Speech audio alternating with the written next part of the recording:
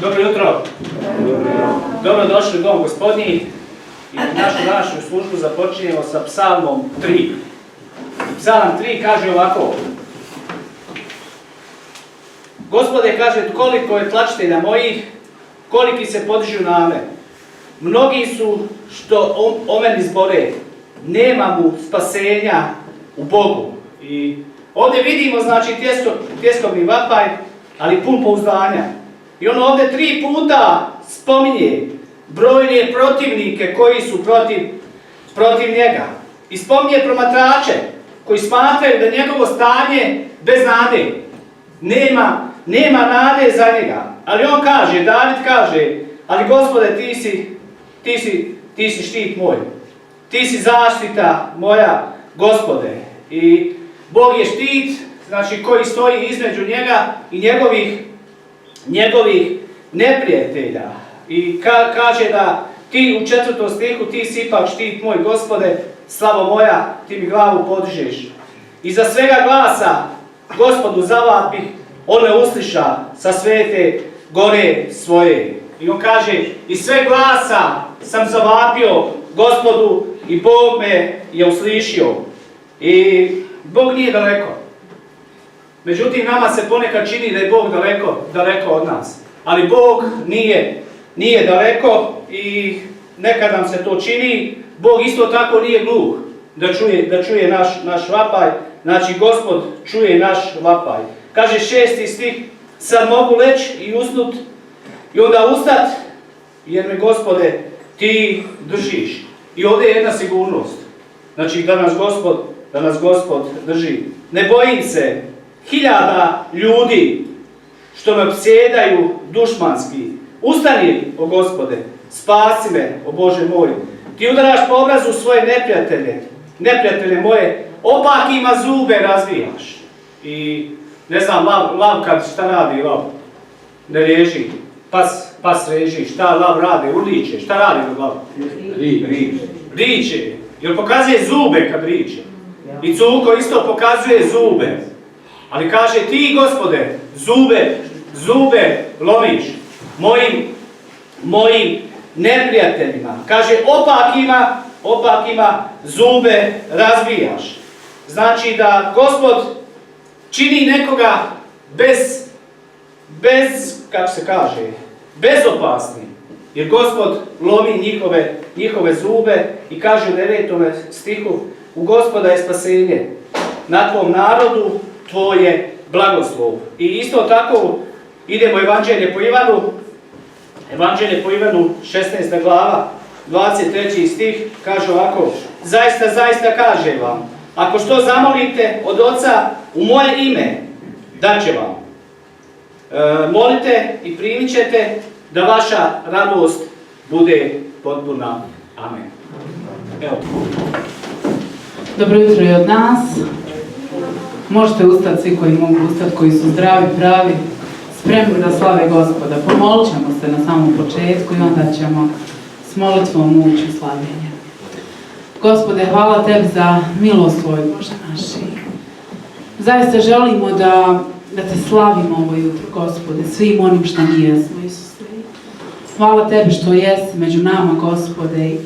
Hvala Tebi što nas voliš, što nas ljubi, što Ti je milo, što Te slavimo, Gospode. I želimo to zaista raditi sveg srca, svim onim što jesmo, Bože naš. Potakni nas, Isuse, duše sveti, vodi nas Ti. Molimo Te da sve zaboravimo, sve ono što nas pritišće, sve ono što nam ne dozvoljava da budemo bliže Tebi.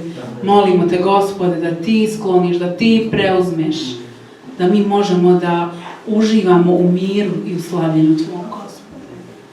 Neka je proslavljeno i sveto ime Tvoje. Amen.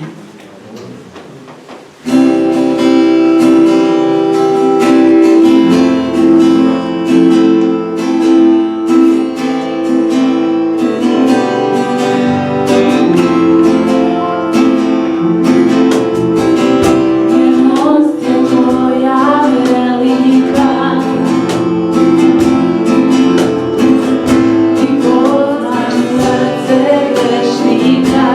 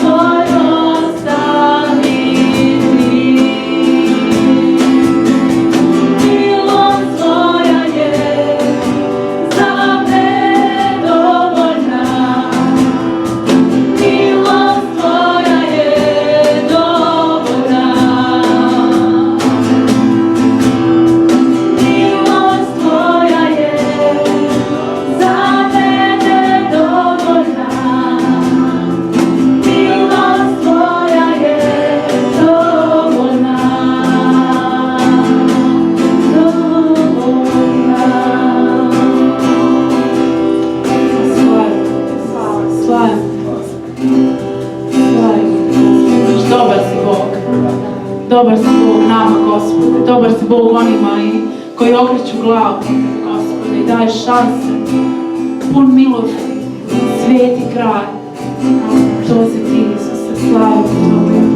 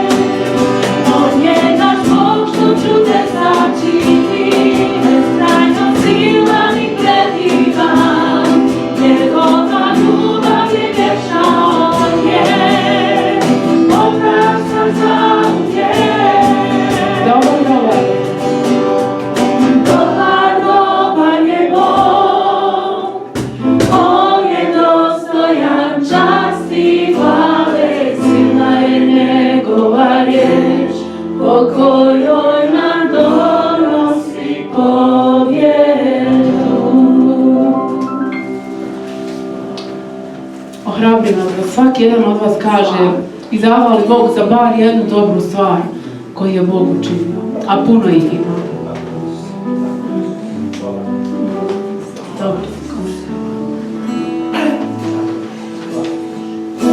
Dobar si nam, Gospode, kad mislimo da se sve oko nas ruši. Ti si dobar. Ti si blizu, Gospode. Hvala za Tvoju milost, Gospode. Hvala što nas nikad ne ostavljaš, ne zaboravljaš. Hvala što si ti naš dobar. Hvala što si platio cijenu za nas. Hvala za prisustvo Tvoje sveto. Slavimo. U srcima našim, Gospode, da ti je slava i čast, Gospode. Hvala što nas razumiješ, Isus. Hvala što nam daješ snagu i moć. Hvala što možemo doći u dom da veličamo Tvoje sveto ime, koje iznad svakog drugog imena. Hvala što si naš mir. Hvala što si svet Bog. Hvala što si ti istina put što možemo. Hvala što tebi nije bitno koliko imamo godina ili koja je naša pozadina. Što nas voliš sve jednako. Hvala što si umro za nas i onda kad smo griješili protiv tebe. Hvala ti, Oče, što smo uvijek dobro došli tebi da dođemo. Slavimo. Hvala što si ti naš štit, Gospode. Hvala što si uvijek s nama, što nas nikad nećeš ostaviti. Hvala što tvoje riječi nisu laž, nego su istina. Hvala što si ti uvijek blizu. Hvala ti što nam ti daješ utjehu. Hvala što primješ za Daješ nas. se rano, oče Boga, ispunjavati se. Hvala što nas ne ostavljaš sami, što se brineš za nas. Hvala što si ti Bog koji se otkriva. Hvala što imamo mir u tebi, mir koji ne poznamo. hvala za riječ koju su nam ostavili. Hvala što si uz nas i kad spavamo. I miljenicima svojim i usnom daju. Tako je.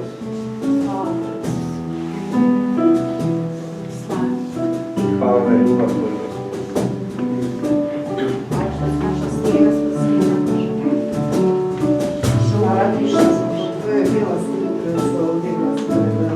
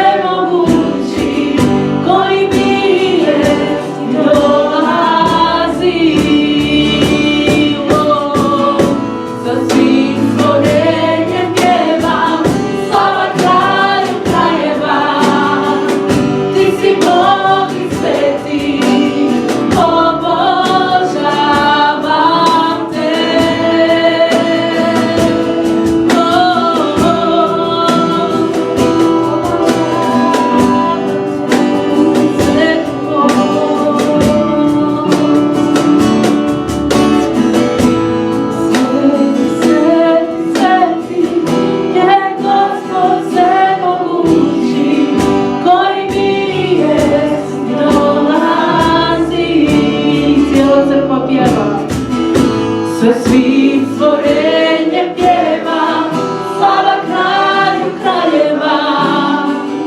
Ti si Bog i sveti, obožavam te.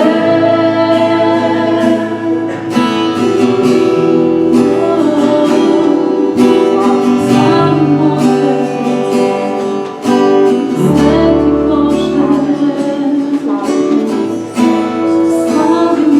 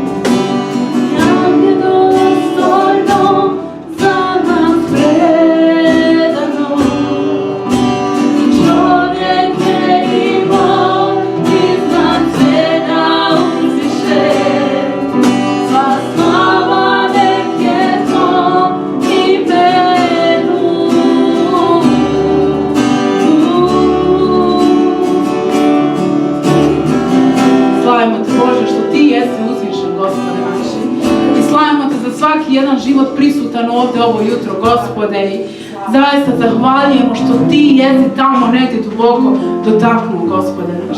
I ako nisi, Bože, molimo te da to učiniš. Da srca budu otvorena, Gospode moj, da prime ono što ti imaš za svakog jednog od nas, Gospode. Ti si divan, silan, svemoćan, velik Bog. I hvala ti na tome, Gospode. I kad se evo sve je stalo oko nas, sve zbog korone ne može ići naprijed, nema planova, nema nekog reda, Gospode, ali te molimo da u našem životu bude plan, a to je da budemo bliže tebi, Gospode, da te ljubimo još više, da te tražimo još dublje, da kopamo, Gospode moj, da bi bili tebe bliže. Otkloni svaku prepreku, Gospode, koja nije od tebe, koja nas sprečava da budemo blizu tebi. U tvom svetom imenu mi molimo, Gospode. Mi molimo, Bože moj, molimo da nam ti budeš privlačniji nego ovaj svijet, nego ovaj grijeh svuda oko nas. Molimo te, Isuse, molimo te da u tebe vidimo pravog prijatelja, a ne u ljudima koji će nas danas sutra iznevjeriti, Gospode. I zbog koji ćemo biti tužni, zbog koji ćemo možda i plakati. Ali ti si onaj pravi. Ti si onaj pravi prijatelj, ti si onaj pravi otac, ti si onaj pravi drug. I hvala ti za to. Hvala ti, Gospode. Slavimo te, kralju naš.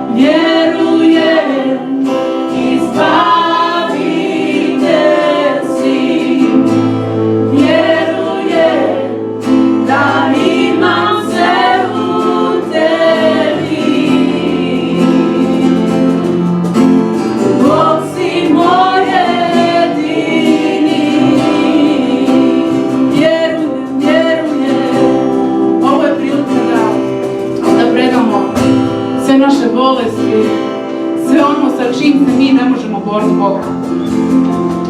I ovo je prilika da vjerujemo da On može. Ovo je prilika da vjerujemo da On podrži. Ovo je prilika da vjerujemo da imamo sve u njemu, da je On izbavitelj. I pjevat ćemo još jednom, 2 puta. I u to vrijeme vi predajte Bogu. Predajte Bogu. Bog je velik, ja to vjerujem. Vjerujem. Vjerujem i sjedite svi. Vjerujem, ti me podižeš.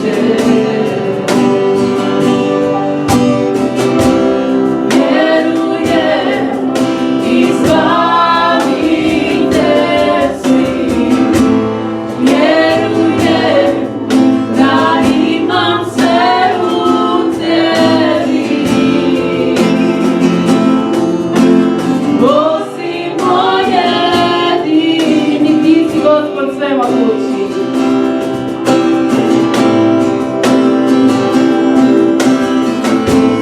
Ti Gospod svemogući. Ti si Gospod svemoćni. Ti si Gospod svemogući. Znam da svaki moj dan voliš ti. Ti si Gospod svemogući. Ti si Gospod svemoćni. Ti si Gospod svemogući. Znam da svaki moj dan voliš ti. Vjerujem i sjedite svi. Vjerujem, ti me podižeš. Vjerujem, vjerujem i slavite svi. Vjerujem da imam sve u tebi. Osi moj jedini.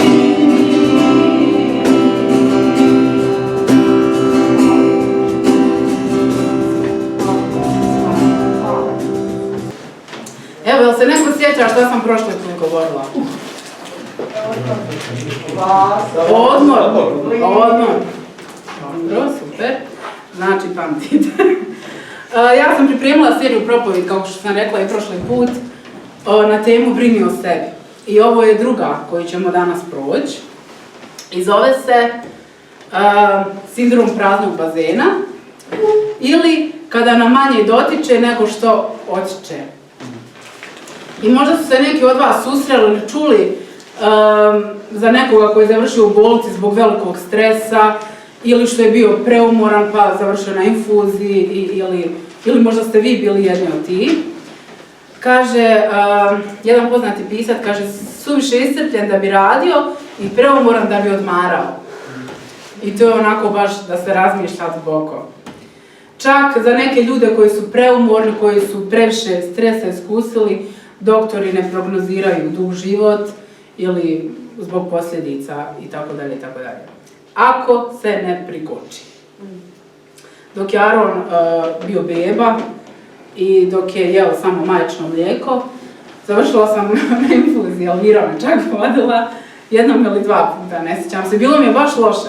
Znači, baš sam bila slaba, baš mi je bilo teško. I da nisam primila tu infuziju, ne znam da li bi ga mogla držati u naručju, a kamoli hraniti, jel, sve to što ide uz bebu. Svako od nas ima nešto što ga crpi, gdje dolazi do ovakvih situacija, gdje dolazi da trebaš infuziju. Kaže Luk 8:46, nekome se dotače, reče Isus, jer sam osjetio da je iz mene izašla sila.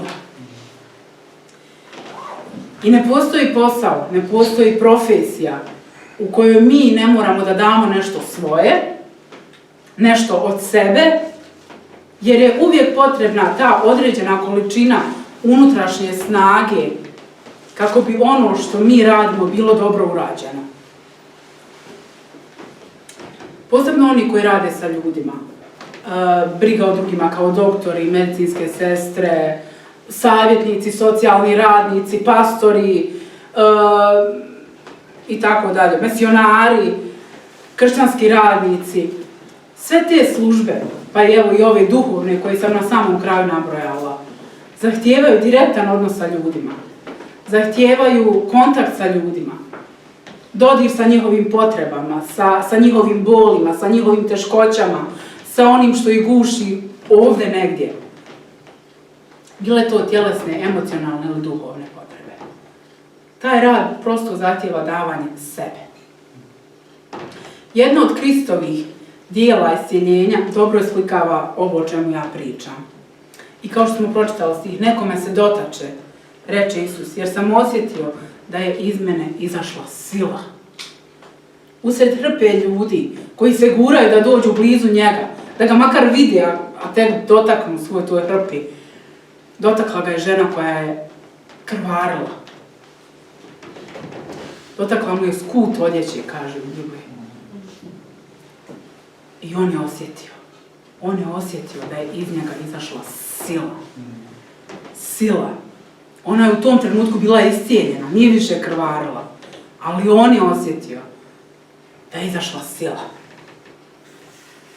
I ovako nešto je bilo jedinstveno, zato što je to Isus bio. Bilo je jedinstveno samo njemu. Ali nešto slično i mi sami proživljavamo. Vjerovali vi to ili ne, bili svjesni toga ili ne. Mi smo njegovi sljedbenici. Svako naše djelo, brige, zahtijeva predavanje nas. Kada ja slušam, na primjer, za ovo kad mi se poželo, eto, zabrinuo sam se zbog nečeg, ja dajem sebe da ga slušam. I automatski i ja primam tu brigu. Ti daješ nešto. Kao sljedbenici Isusa Krista možemo svoj život da uporedimo sa planinskim jezercetom, a životnu snagu sa vodom. I potrebno je istovremeno da postoje dva vodotoka, ali se to kaže vodotoka, dva vodotoka. Prvi je onaj koji vodu odvodi, i to je naša emocionalna, naša duhovna snaga, koja se troši dok obavljamo službe, dok obavljamo poslove, dok idemo u školu, dok smo na fakultetu, dok smo sa prijateljima. I kao što je rekao, svako djelo brige zahtijeva trošenje naše određene količine snage. Ako pokazujemo suosjećanje, kao što je to činio Isus, mi se zapravo poistovjećujemo sa bližnjima, žrtvujemo se za njih. Srž brige jeste ljubav koju smo mi primali od njega. Jer sa drugom ljubavi nema šanse da bi mogla. Kršćanska služba ne zna za prečice, jer se ona bavi ljudima od krvi i mesa. Neki pisac je napisao: nikakvo stvarno i trajno dobro ne može da nastane bez trošenja energije i ulaganje snage nerava. Duhovna služba se ne može obavljati, ne može se živjeti u stvari bez troškova ili na distanci od tuđih problema. Upravo iz ovog razloga je potreban onaj drugi vodotok, koji u bazen uliva svježu vodu. I to je ono naše lično obnavljanje, lično osvježavanje u Bogu. Ukoliko se više trošimo nego što se obnavljamo, bazen se lagano prazni. I onda padamo u takozvani sindrom praznog bazena. Ili to zovu neki emocionalna iscrpljenost, ili sagorelost, ili burn-out. Sve oko nas ima jedan ritam. Dan, noć. Svjetlo, mrak. Proljeće, ljeto, jesen, zima. Ali u knjizi Propovjednika od 3, od 1 do 8 možemo čitati više o ovome. Ali jedan stih kaže ovako: sve ima svoje doba i svaki posao pod nebom svoje vrijeme. Vrijeme rađanja i vrijeme umiranja. vrijeme sađenja i vrijeme čupanja posađenog. I srce radi po principu, po sličnom principu. Opuštanje, znači srca se zove dijastola i onda dolazi grčenje koje se zove sistola. I ova dva pokreta se smjenjuju. I ako se nešto desi, pa ne funkcionišu tako što se smjenjuju, našem životu je kraj. Našem životu je kraj. Srce prvo prima krv, a onda ga šalje iz sebe. Mnogi kršćani, često ja, nikad ne naučim tu svoju dijastolu. I život mi je često ta sistola, to grčenje. A posljedice su štetne. Ne samo za mene, nego za ljude oko mene. U knjizi proroka Izaije 58. poglavlje Bog koristi sliku sličnu bazenu. Kada svoj narod uspoređuje sa dobro navođenim vrtom i kaže: Gospod će te voditi bez prestanka, sitit će te u sušnim krajevima. On će krijepit kosti tvoje i bit ćeš kao vrt zaljeven, kao studenac kojem voda nikad ne presuši. Znači, tu je Izaija 58. poglavlje 11. stih. I ovom stihu je tako očito da mi trebamo biti prvo zaljeveni, doticanje, a potom prirodno dolazi, postajemo izvor vode za druge, ono oticanje. I stvarno nek naša molitva bude: Gospode, učini da moj život bude dobro zaliveni vrt. Studenac čije vode neće presušiti. Znate li one znakove stop što su svud postavljeni po gradu? Oni, posebno vozači znaju, vjerovatno.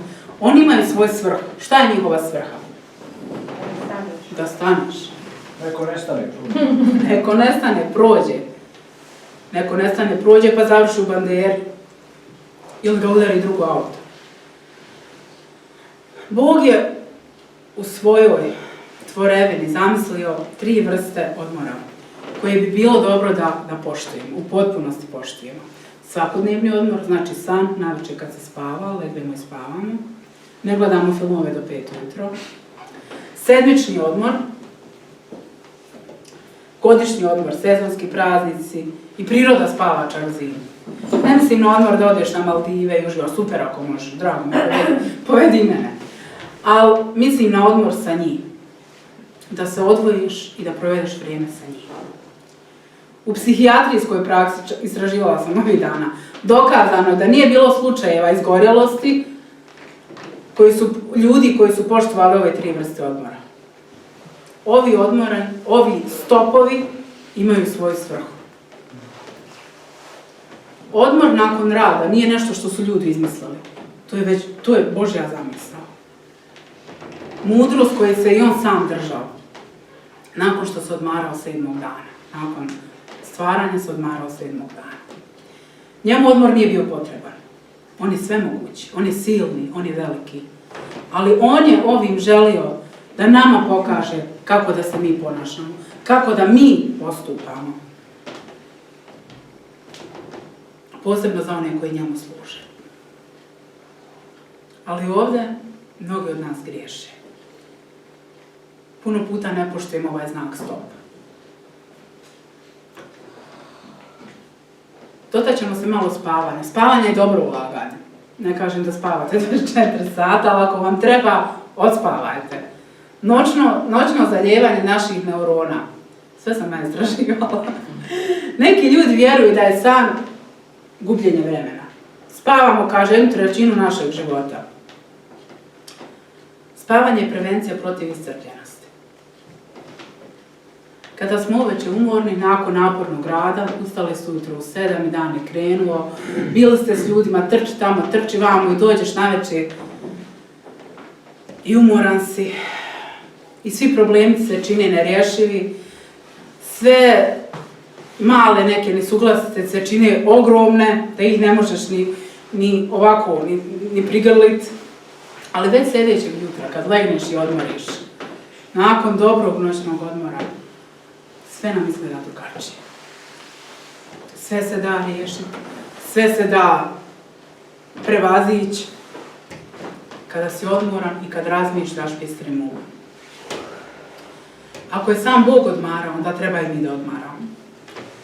Kao što se saobraćajni znaci stop postavljaju sa jednim velikim razlogom, tako je i Bog osmislio za nas, isto tako. Do nas je da li ćemo mi poštovati ili nećemo. Ali evo, hvala Bogu na njegovoj riječi da nas upozori šta trebamo činiti. Moramo se čuvati svoje sklonosti, da vjerujemo da mi jesmo svemoćni. Ma mogu ja to, mogu ja izgurat to, ma ne treba mene odmor, mogu ja, sve do jednog trenutka. John Wesley ima jednu izreku o novcu koju možemo sad koristiti. Ona kaže, radi koliko možeš, obnavljaj sebe onoliko koliko je moguće, odmaraj se koliko god ti je potrebno. Ja znam da svi od nas imaju neke obaveze, bilo to škola, posao ili u porodici. Ali navečer kad legneš, odmaraj. Slavi ga. Razmišljaj o njemu. Prepusti se i odmaraj. Utoni. Zapazi kad bazen počne da se prazni. Aron ima jedan bazen, neki aligator, nešto, ima ovako glavu, tu se, znači voda je dole i kroz to sve prolazi voda i budemo i kao tuš. Znači, dešava se ta cirkulacija vode. I nasula ja njemu ovo ljeto, fino namjestila napolju. Ja uđem u kuću, tamo izađem, bazen prazan. Opet ja naspijem. Opet bazen prazan. Jedna mala rupica je bila, neprimjetna, ne možeš živjeti u onolikom bazenu. Ali je bazen, curila je voda. Kako mogu da znam da se bazen prazni? Poput nivoa vode, naša snaga opada. Neprimjetno opada. Treba paziti na simptome koje nas opominju prije nego dođe do ispražnjenog bazena. Ako obratimo pažnju na njih, onda vjerovatno nećemo dozvoliti da se to desi. Reagovat ćemo na vrijeme. I naš bazen će se ponovo puniti. Čuli ste za Mojsija i Iliju. Divovi vjere koji su iskusili iscrpljenost. Sveto pismo opisuje ove dvije osobe koje su doživjele emocionalnu iscrpljenost. Mojsije i Ilija, velikani vjere, simboli zakona i proroka i oni koji su bili s Isusom prilikom njegovog preobraženja. U suštini bili su ljudi kao i mi. Kaže nam u Jakovljevoj 5:17. Kaže, Ilija je bio čovjek koji je patio kao i mi. I Božje proviđenje je dopustilo da ovi ljudi dožive, hajde da kažem, epizode sagorijevanja. Zašto? Kaže u Jakovljevoj 5:10. Za uzor strpljiva podnošenja nevolja uzmite, braćo, proroke koji su govorili u ime Gospodnje. Znači, opet da bi mi imali primjere. U Mojsijevom slučaju stvar se, hajde da kažem, krčkala godinama. Sa narodom, sa masom ljudi koji su neprestano nešto zanovjetali. Daj ovo, daj ono, de ovako, de onako. To možete čitati u ponovljenom zakonu 5. 6. 13. stiha. Postali su preteško breme. Te je on izjavio u brojevima 11:14. Ja sam ne mogu nositi sav ovaj narod. Preteško je to za mene. Jasna dijagnoza, sjajna dijagnoza. Pretovaren odgovornostima, osjećao se usamljeno, osjećao se iscrpljeno.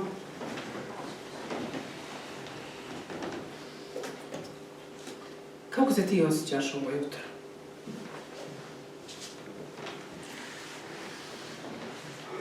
Narod se uporno žalio, prigovarao, prešao granicu Božjeg strpljenja.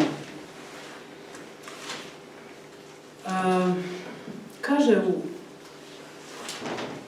brojevima, kaže, ako ćeš sa mnom ovako postupati, radije me ubij.